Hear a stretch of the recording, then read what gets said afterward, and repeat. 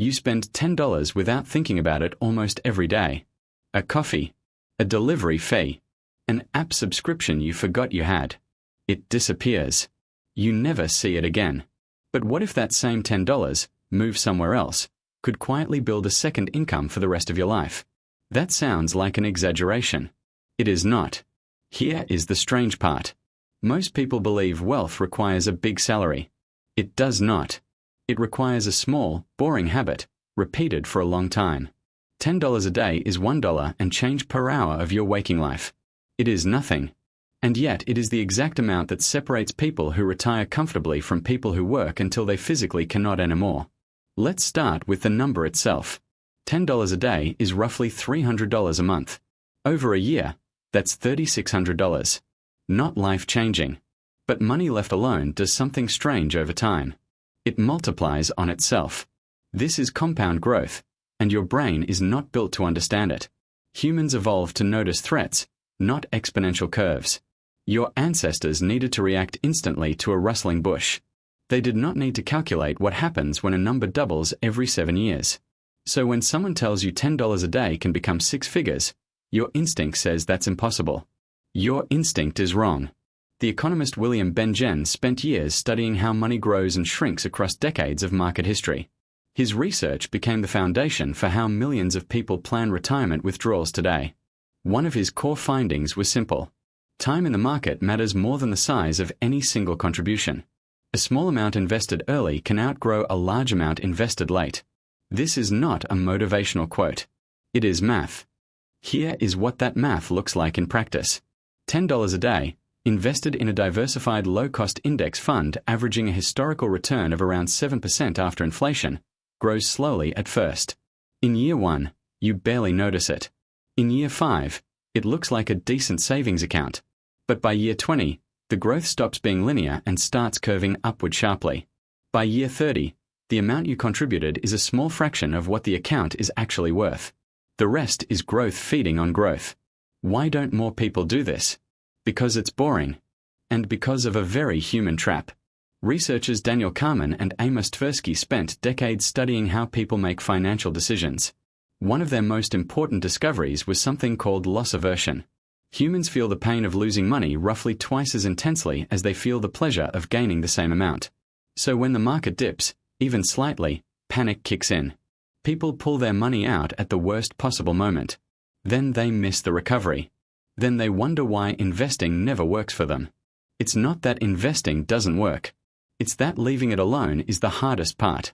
There's a well-known finding, often cited by firms like Fidelity, that some of the best-performing brokerage accounts belong to people who had completely forgotten they owned them.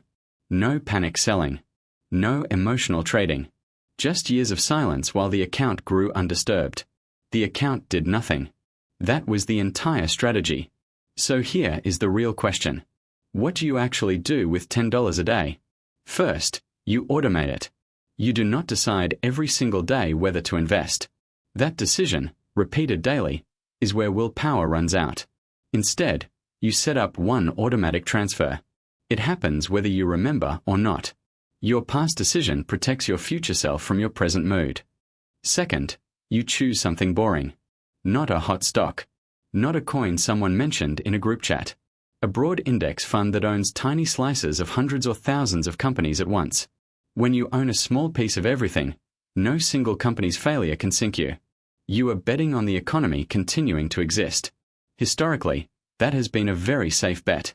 Third, you stop watching it. This is the counterintuitive twist. The people who check their portfolio the least tend to perform the best. Checking daily invites emotional decisions. Checking yearly invites patience.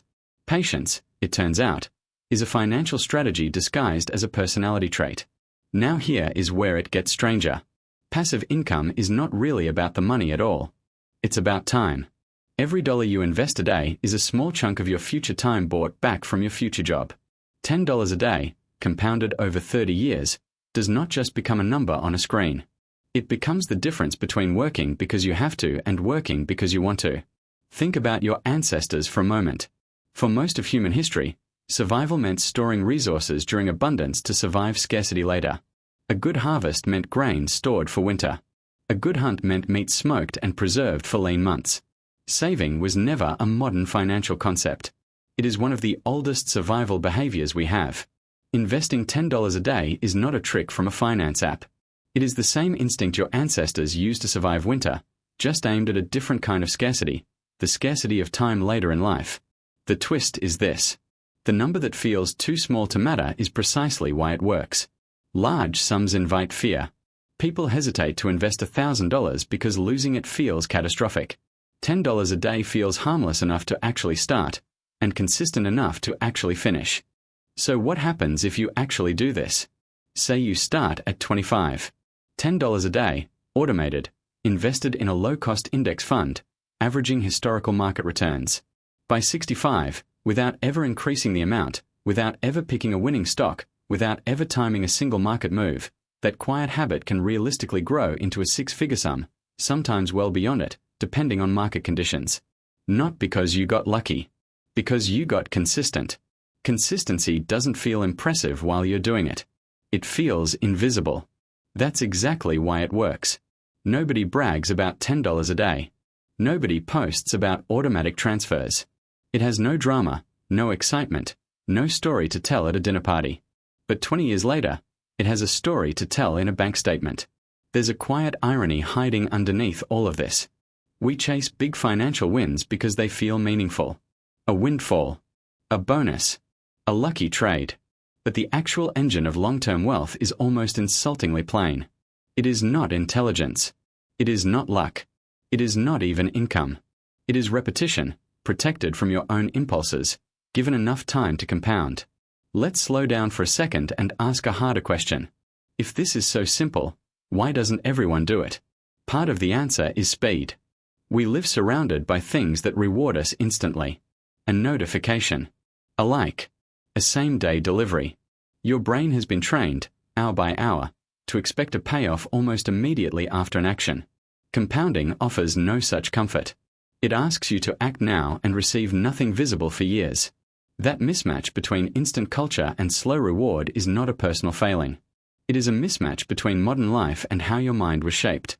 There's a researcher named Richard Thaler who spent much of his career studying exactly this gap between what people intend to do and what they actually do. He found that people consistently plan to save more in the future than they save right now. Not because they're lying to themselves. Because the future version of you, in your imagination, is more disciplined than the present version actually is. Thaler's work eventually helped design retirement systems that quietly enroll people by default, because relying on willpower alone was shown, again and again, to fail. This is why automation matters more than motivation. Motivation is a feeling. Feelings fade by Wednesday. An automatic transfer does not care how you feel. It happens in silence, in the background, regardless of your mood, your stress, or how tired you are. That silence is the entire point. Now let's talk about the part nobody wants to hear. $10 a day will feel pointless for a long time. In month 1, you will look at the balance and feel almost embarrassed by how small it is. This is normal. This is not a sign that it isn't working. Compounding has a strange shape. For a long stretch, it looks almost flat, barely moving, as if nothing is happening at all. Then, without warning, the curve bends upward and starts moving faster than you expect. The waiting period is not wasted time. It is the exact mechanism doing its slow, invisible work. Think of it like planting something instead of buying something. When you buy an object, you get it immediately and it starts losing value the moment you own it. When you plant, you get nothing immediately, and for a while it looks like nothing happened at all. But roots are forming below the surface the entire time you can't see them. $10 a day is a root, not a purchase. There's another layer to this that most people never consider. It's not really about $10. It's about the identity that forms around the habit. The moment you become someone who invests automatically, even a small amount, you start making slightly different decisions elsewhere. You think twice about a purchase, not out of guilt, but because you've already decided who you are with money.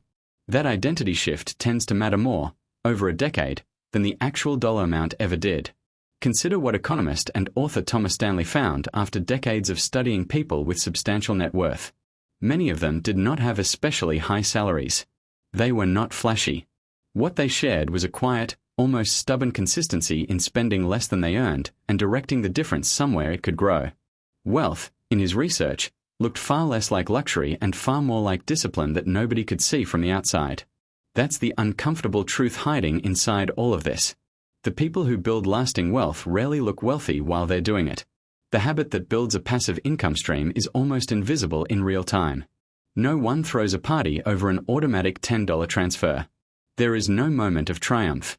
There is only a long, quiet accumulation that eventually becomes undeniable. So what should you actually watch out for? Fees. A fund that quietly charges you 1 or 2% a year sounds tiny, but over 30 years it can eat a shocking portion of your total growth. Low-cost index funds exist specifically because minimizing that quiet drag matters more than most people realize. The goal is not to find something exciting. The goal is to find something cheap, broad, and boring enough that you can ignore it for years without worrying. And what about risk? Markets fall. They have fallen before and they will fall again. But historically, over long stretches of time, they have also recovered and continued climbing.